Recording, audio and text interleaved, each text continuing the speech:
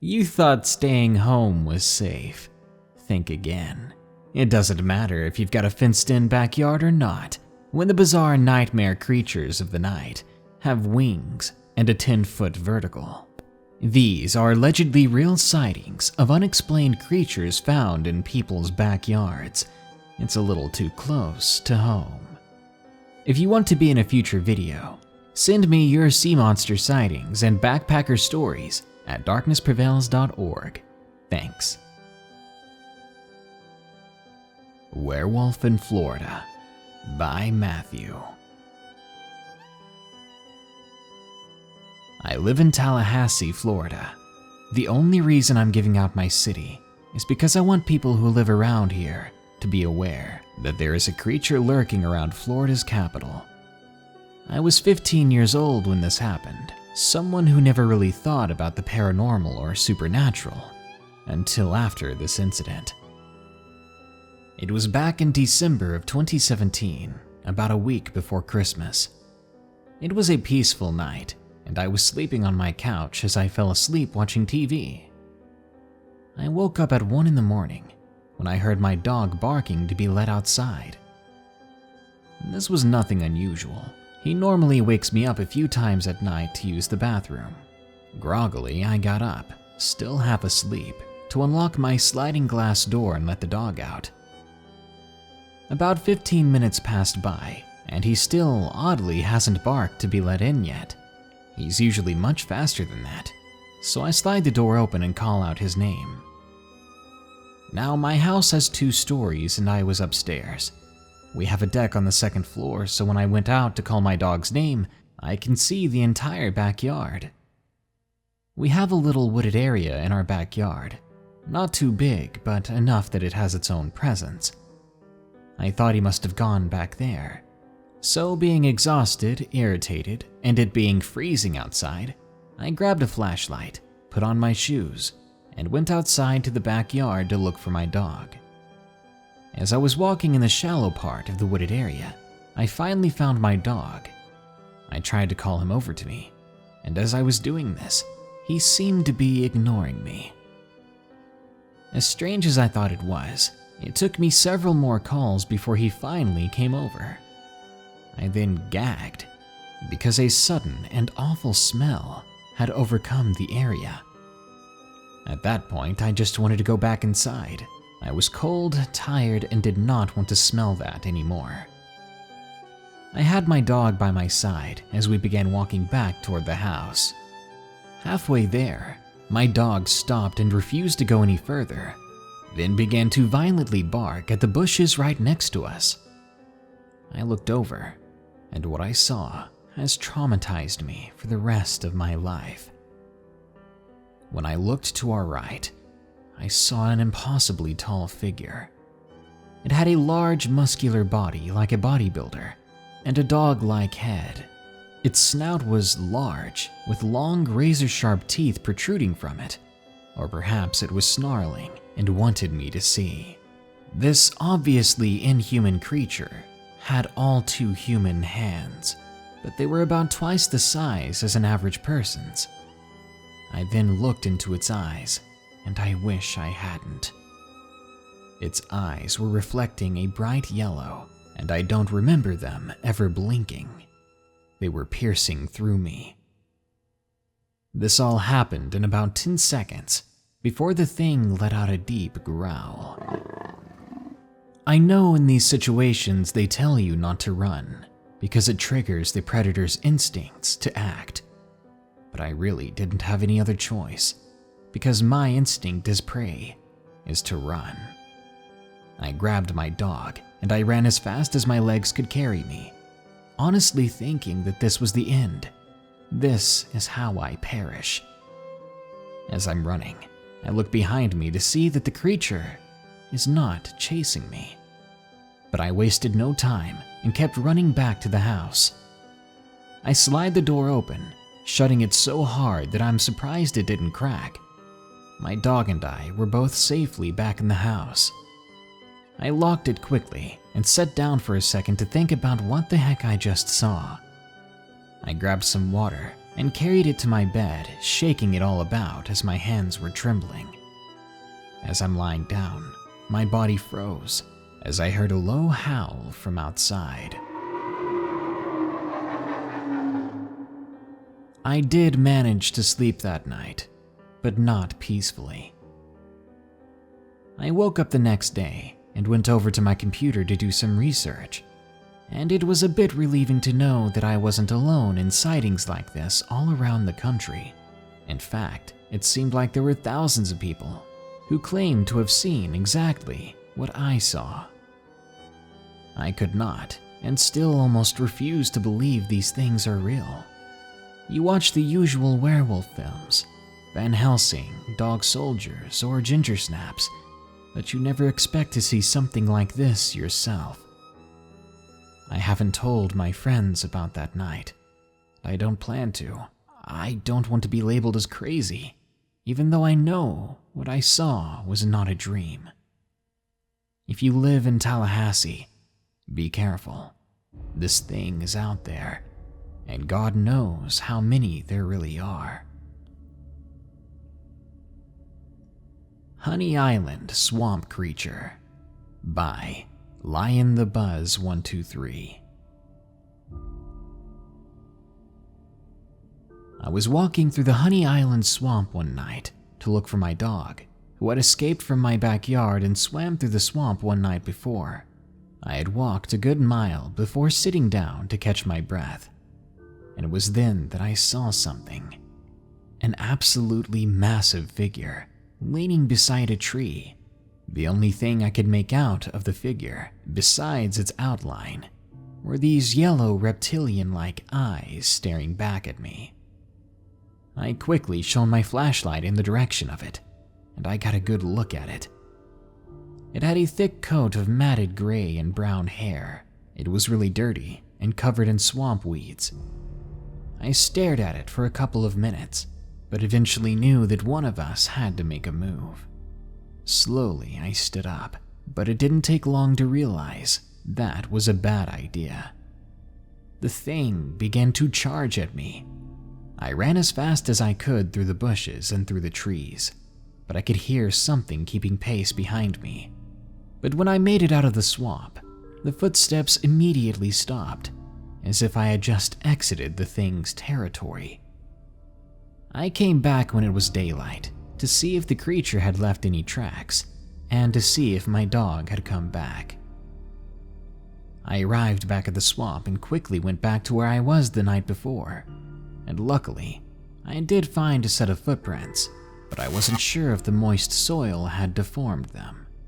And if you're wondering about my dog, we found it, and all I can say is it didn't make it, because something got to him. Something ate part of him. I think I saw Slenderman by Isabella K. It was the day before my 6th birthday. I was going to be staying the night at my favorite aunt and uncle's house while my parents got the house ready. For most of the day, we were out. I played at the park for a while, ate some ice cream, and had a blast. When we got home from the busy day out, that's when the story starts. My aunt was inside making dinner, while I played catch out in the backyard with my uncle, laughing when their dog barked at us. A few minutes in, and my uncle accidentally threw the ball into the woods. "I'll get it," I yelled, and took off. I don't remember exactly what happened in those woods, but I do remember finding the ball, and then turning around to find I had no idea how to get out of the forest. After that, my memory gets a little bit fuzzier, but this is what I was told happened. "Isabella!" my uncle yelled when he saw me. He said he was half scared and half relieved. "We've been looking for you for half an hour. Where did you go?"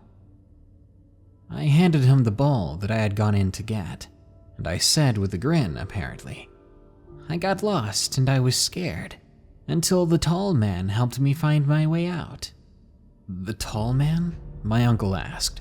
He was a bit shaken by what I said. We knew all of the neighbors around here, and none of them were especially tall. I apparently smiled back at him and nodded. Yeah, the tall man. That's when my aunt found us, hugged me, and said that dinner was getting cold. Once we started eating at the table, my aunt spoke up. Apparently, she had heard me talking about the tall man. Who is the tall man? I'd like to thank him for helping you, she said. I shrugged, more focused on my food. I don't know. He lives in the woods. Can you tell us what he looked like? My uncle asked, obviously worried.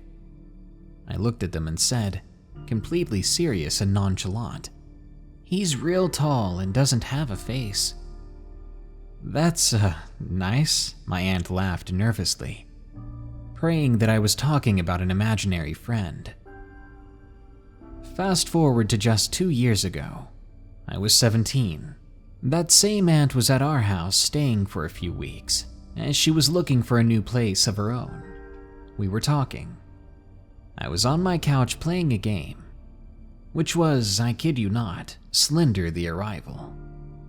My aunt walked by and asked what I was doing, and then froze when she saw the monitor. What's wrong? I asked, giving her a confused look. She pointed at the screen and said, what is that thing called? That's Slenderman, I said. Why? My aunt then asked if I remembered the day before my 6th birthday. I nodded and told her I do remember some of it. She proceeded to remind me of the so-called tall man, the man I claimed helped me find my way out of the woods, and that matched his description perfectly, and that's how my aunt always pictured him. I wouldn't have known anything about that creepypasta at that age. It wasn't even around then, and I'm still in doubt that what I saw was Slenderman in real life. Though it would be quite chilling for a kid to come out of the woods after being lost for half an hour, claiming that a very tall and skinny man with no face had saved me. Skinwalker in My Backyard by Jay.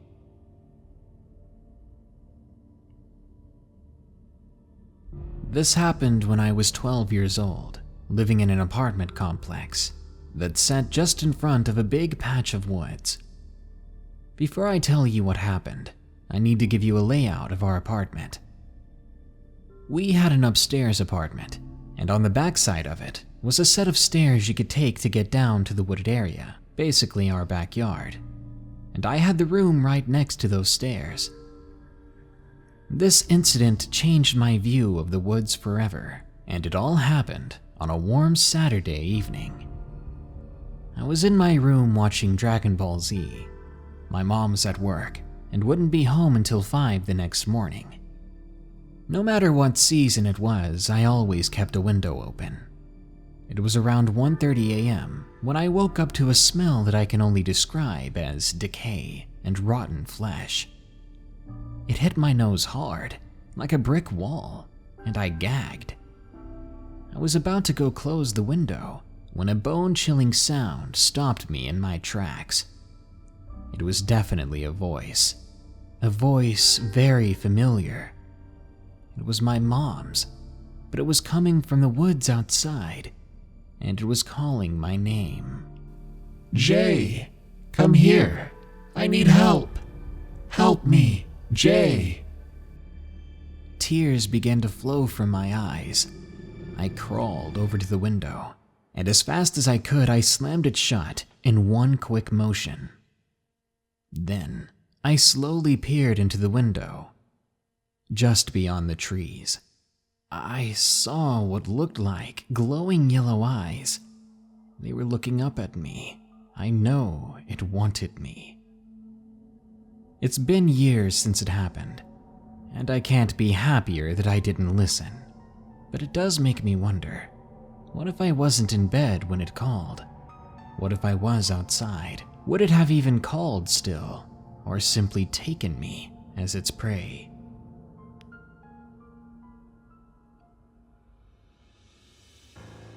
Thing Behind the Fence by Ethan C.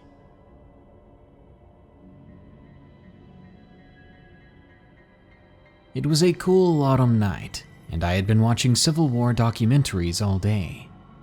I finally decided to get up, maybe go outside and clear my head, give the outdoor cats some attention, and get some fresh air.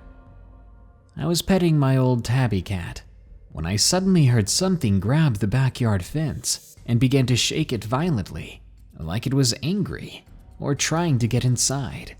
Reluctantly, I went to investigate, only for the shaking to stop. I went ahead and looked over the entire fence, making sure there was no one trying to break in or jump over, but my search turned up empty-handed. I then went nervously back inside, and I went to bed. But I was soon awakened by a very foul stench. It's hard to describe. I'm usually quite tolerant of bad smells, but this fetid smell was so strong, it made me cringe, and my face wrinkled. It was like rotten meat thrown in the garbage and left there in the sun for days. Then the sounds of footsteps inside my backyard followed. This time, I was too nervous to look outside and see what it was. Instead, in the darkness of my room, I simply hoped it would go away soon. At a different point in time, my brother and I had set up a tent in our backyard. We were going to do one of those fake campouts. We were being quite loud and laughing until these bizarre, heavy footsteps crept up to our tent. We waited in silent fear to see what the thing or person was going to do. But all that happened was a strange noise before the thing left, just a low sound like, "Whoa, whoa." Minutes after it left, we went right back inside. On a different occasion, I woke up in the middle of the night, around 2 a.m., to hear 6 loud thuds on the ground outside. Thump, thump, thump, thump, thump, thump. They stopped after that, as heavy footsteps exited the backyard and silently shook the fence as it made its escape. I stayed awake for 2 hours, too afraid to go back to sleep. It's almost like any day now, we're going to see what this thing actually is, and I am far from ready for that.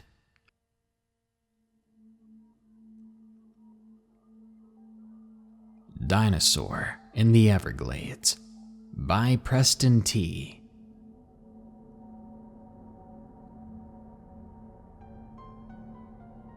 I was taking a routine walk on the forest's edge in my backyard when, just out of nowhere, a loud sound, kind of like a mix between a hawk and a crocodile hissing, erupted in the air, forcing me to a solemn stop. I was petrified then, listening all around me. At the same time, it was like the wind stopped blowing through the trees, and the nighttime animals stayed quiet and cautious as well. It was like time stopped until this thudding and tree branch breaking sound came from about 10 yards to my right. Quickly, I turned to look at what was making the noise. I was expecting to see something like a coyote or panther, as they are scared of people and will usually run away if spotted, but that is nowhere near what I saw. It was horrific. It didn't look like any animal I have ever seen.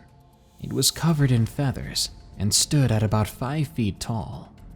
It reminded me of some sort of monstrous giant horned owl, but I knew this was something else entirely.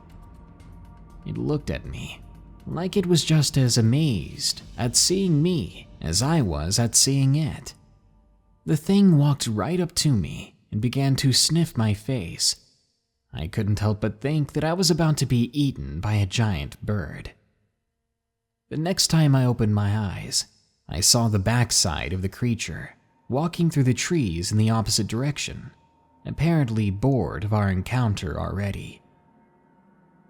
I ran home, and I told my family about the entire ordeal, but they laughed and claimed that I was making it up. After a bit of research, I found an animal very close to what I saw, called the Deinonychus, After seeing that thing, I never went near those woods again, and I always leave my back door locked just to make sure nothing gets in. Backyard Creeps by Kathy C. I remember this clear as day, and no doubt about it, it was no dream. It was my birthday. I had friends over. Now I had a huge backyard with an in-ground pool and a trampoline, and beyond the backyard is tons of woods. We were sitting in my living room on the couch. The couch was sat in front of the window, so we could not see out that window unless we physically got up and opened the curtains. All of a sudden, we heard a loud bang on the window. We all jumped off the couch and stared at the curtains. I thought it was the boys playing with us when we heard it again. I ran over to the window and threw open the curtains to find no one. We laughed, thinking it was just some dumb birds who hit the window. About an hour later, we got into our bathing suits and were almost ready to go outside. We were just getting our towels and flip-flops when we all suddenly stopped. We heard a loud splash in the pool. We had frozen as we could hear something swimming around in it, then running around the pool area, until finally crashing away from the backyard. We sat there waiting for a laugh from the neighbors, but never heard it. I slowly walked toward the sliding glass door. When I got to it, it took me a few seconds to gain enough courage to open the curtains. Just before I did, I looked out a different window because I heard someone pulling up into their driveway. Lo and behold, it was the neighbors, the ones that I assumed had been playing these jokes on us. They hadn't been home, apparently. They had just got back. My blood went cold. We then heard the walking and footsteps again, this time coming from where the trampoline was. Someone or something was looking around my yard. When we heard it step onto the porch, we instinctively ducked away from the window, which was still covered by the curtains. That's just how scared and surprised we were. As I looked up toward the curtains, I could see something's bony silhouette trying to look inside. From my position, I reached over steadily and started to pull the curtain back. But when I saw what was outside, I nearly choked. It was extremely tall, whatever it was. It was almost human, but too bony, as if it didn't have any meat on its bones. It seemed to be constantly smiling, or was it snarling? I could see furry bits inside its mouth, like food caught in its teeth from the last meal. Suddenly, the thing screamed, and we all covered our ears, as it ran quickly away from the window and disappeared into the forest. My friends and I will never forget what we saw that day, and ever since I find myself constantly checking that window to make sure nothing is looking inside at me. Werewolf at My Window by Michy A. I was in 7th grade, and it was a cold Friday night. I was reading some fan fiction on my school's iPad, trying to relax for the evening. Suddenly, out of the corner of my eye, I saw something at my bedroom window. It seemed like movement and a faint red glow. Of course, I was compelled to look over in that direction. It appeared to be eyes staring at me through the window. I was now lying in bed completely motionless, my mouth wide open. There was something just outside standing there, and it was staring at me. The creature had 2 pointed ears and a dog-like shape to its head. When I tried to scream, my body convulsed, and all that came out was a sharp exhale. I continued watching the thing in horror as it turned around and walked away from my window, disappearing into the darkness of my backyard. A few months later, My family was surprised to come home and see our neighbors and some police in our backyard, looking around at the fences.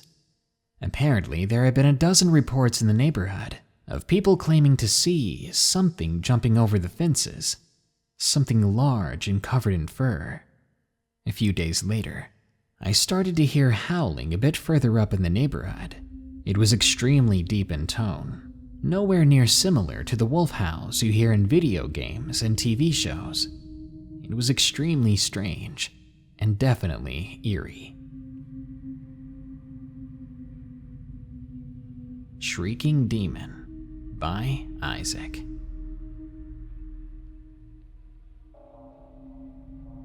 I'm 15 years old, and I'm usually that kind of laid-back guy. But what happened at Christmas Eve last year, that was something else entirely. It was around 10:30 p.m. that night. My two dogs, Tank and Princess, were asleep in their dog beds. I was still awake watching TV, when all of a sudden, a loud shriek echoed in my backyard. Now, I live in a rural community, and much of it is just woods. I thought it may have been one of the neighbors' dogs or cats, so I got the nerve to go outside wearing a jacket, brandishing my flashlight, a switchblade in my pocket. I passed the gateway to the backyard fence, latching it behind me. Then I began to trek off to see what made the noise. Still thinking to myself, it's probably nothing, maybe a cat. Little did I know how wrong I was. I knew my way around those woods like the back of my hand, so I knew my way back home well. I got halfway through the woods when I heard another pair of footsteps coming from a few feet behind me. I spun around to see who was following me. I saw nothing and kept walking. A few more steps and I heard the same noise again. This time, when I turned around, I saw two large red eyes looking at me from the bushes. By then, I was beginning to get spooked. I kept walking, and the same noise occurred, and the eyes were moving even closer now. I could just barely make out a face. A few more steps and it was clearly visible from my flashlight beam. Its face was fleshy looking and had a few scars. Its eyes, completely red, seemed to be glowing. Its torso was deformed and had the appearance of a rotted corpse. Its legs, bent in a backwards fashion like a goat's, were the only things that didn't look too human. I looked closer at the fleshy skin and realized there was some red underneath it. Peeking through the cuts, it appeared not to be blood, but a second layer of skin. I took 2 steps toward the thing when I began to hear something. Your skin. What? There was no way this thing just spoke to me. I fumbled in my pocket, trying to get a good grip on my switchblade, but my hands had gotten so sweaty it was nearly impossible. I was backing away until my back touched a tree, the whole time the creature taking steps closer to me. I turned around slowly and just walked as calmly as I could back home. I knew it was following me, but I thought that if I didn't run, I would be okay. I managed to make it to the back gate. A few seconds later, I was at the back door.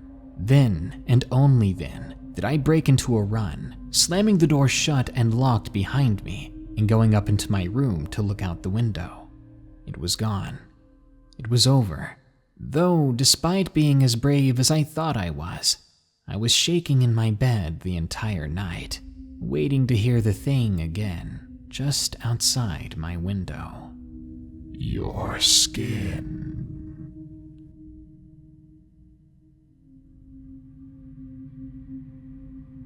Nail by the GermanMan. I'm from Germany and moved to Canada in 2005. I owned a house that had a huge backyard, and there were hundreds of trees on my land. Everything was fine for the first couple of years. But then, in 2008, it started. My gray husky would bark at the kitchen window, and it was usually just my neighbor's dogs in the yard.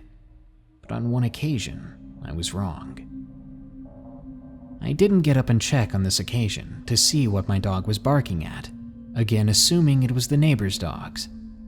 But then, when the sound of scraping like nails on glass echoed through my house, I turned around and saw long, dirty nails scraping across my window. The dog was going crazy, and I was so freaked out that I ran into my bedroom and tried to call my friend. He didn't answer. I hear this bizarre sound of a horse and a wolf mixed. I know it sounds crazy. Just as I'm running to my bedroom to grab my shotgun, I hear it howl and shriek again. The sound is getting further away, and my dog is finally calming down again.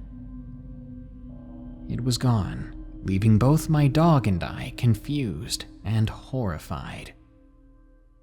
Sometimes even still, I hear this howling at night, coming from the forest in my backyard. When I told my friend about it, he said it was just a bear. But bears don't look like that, and they definitely don't sound like that.